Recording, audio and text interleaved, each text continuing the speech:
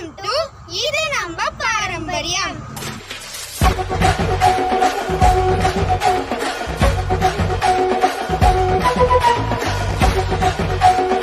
வணக்கம் நண்பர்களே, இது நம்ம பாரம்பரியம் சேனலுக்கு உங்களை அன்போடு வரவேற்கிறேன்.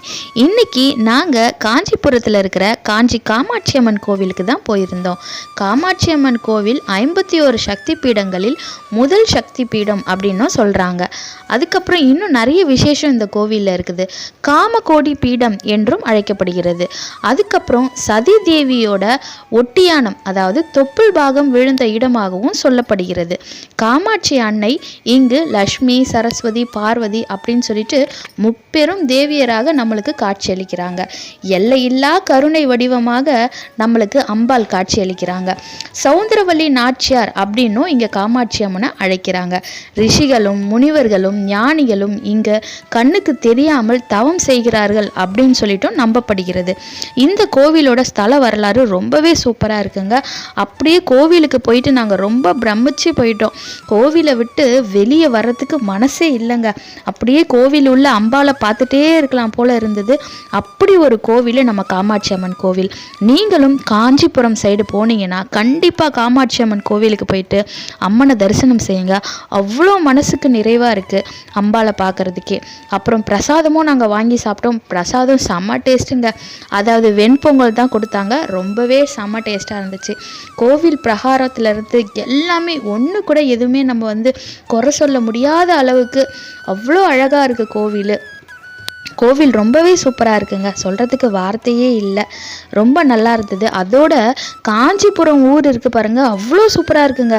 காஞ்சிபுரம் ஊர் நம்ம என்ட்ரி ஆன உடனே நிறைய கோவில்கள் தாங்க. கோவில்கள் எக்கச்சக்கமாக இருக்குது. நாங்கள் ஃபர்ஸ்ட் டைம் இது போயிருந்தோம். காஞ்சிபுரம் சைடு முழுக்க முழுக்க கோவில் தான். ரொம்பவே மனசுக்கு நிறைவாக இருந்துச்சு. காஞ்சிபுரத்துக்கு போயிட்டு நம்ம வந்தது நாங்கள் ரொம்பவே என்ஜாய் பண்ணோம். அதுக்கப்புறம் கோவில் குளம் பார்த்திங்களா எப்படி இருக்குன்னு சொல்லிட்டு அப்படியே பார்த்த உடனே நான் பிரமிச்சு போயிட்டேன். அவ்வளோ அழகாக இருந்துச்சு. அதோட அம்பாளோட வாகனமாக அம்பாள் கையில் ஏந்திட்டு இருக்காங்க கிளி.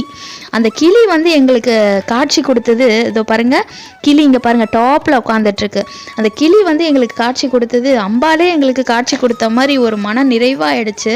நிறைய கிளிகள்லாம் அங்கே இருந்துச்சு. நாங்கள் ரொம்ப பார்த்து அம்பாளை வணங்கின மாதிரியே கிளிகளையும் நாங்கள் வணங்கிட்டு வந்தோம். அவ்வளோ மனசுக்கு நிறைவாக இருந்தது. குளத்துக்கு ஆப்போசிட்டில் பெருமாளும் இருக்கிறாரு. பெருமாளும் அங்கே காட்சி அளிக்கிறாங்க. சிவபெருமானும் இருக்கிறாங்க பேக் சைடில். ஸோ ரொம்ப நல்லா இருந்தது. இங்கே பாருங்கள் கிளி கூட நம்ம பார்த்துட்ருக்குறோம் பாருங்கள். நான் சொன்ன மாதிரி கிளி எங்களுக்கு அவ்வளோ அழகாக காட்சி கொடுத்தது. அம்பாலே வந்த மாதிரி இருந்துச்சு. எங்களுக்கு மனசு அவ்வளோ நிறைவாக இருந்துச்சு. அப்புறம் இங்கே தியானம் பண்ணுறதுக்கெல்லாம் ரொம்ப ஒரு அருமையான பிளேஸுங்க. இங்கே பாருங்கள் துளசி மாடம். இந்த சைடு தான் தியான மண்டபமும் இருக்குது. நிறைய பேர் உட்காந்து தியானம் பண்ணிகிட்டு இருந்தாங்க. அவ்வளோ நிறைவாக இருந்துச்சுங்க.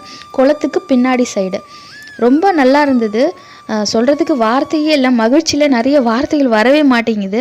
அவ்வளோ நிறைவாக இருந்துச்சு. சரி, ஃபைனலாக காஞ்சி காமாட்சி அம்மனை பார்த்துட்டு நாங்கள் வீட்டு ரிட்டன் வரும்பொழுது நிறைய அந்த அப்படியே மரத்துலேருந்து ஃப்ரெஷ்ஷாகவே பறித்து நம்மளுக்கு சேல்ஸ் பண்ணுறாங்க.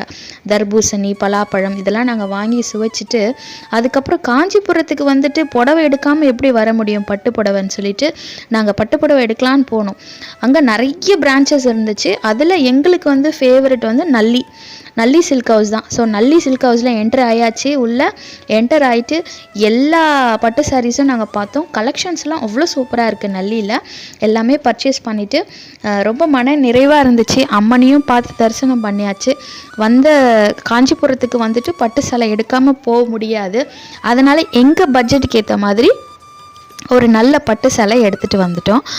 நல்லி சில்க் ஹவுஸில் எல்லா எம்ப்ளாயீஸும் நல்லா கோஆப்ரேட் பண்ணாங்க. நாங்கள் கேட்குற டிசைன்ஸ் எல்லாம் எடுத்து கொடுத்தாங்க. யாருமே முகம் சுளிக்கவே இல்லை.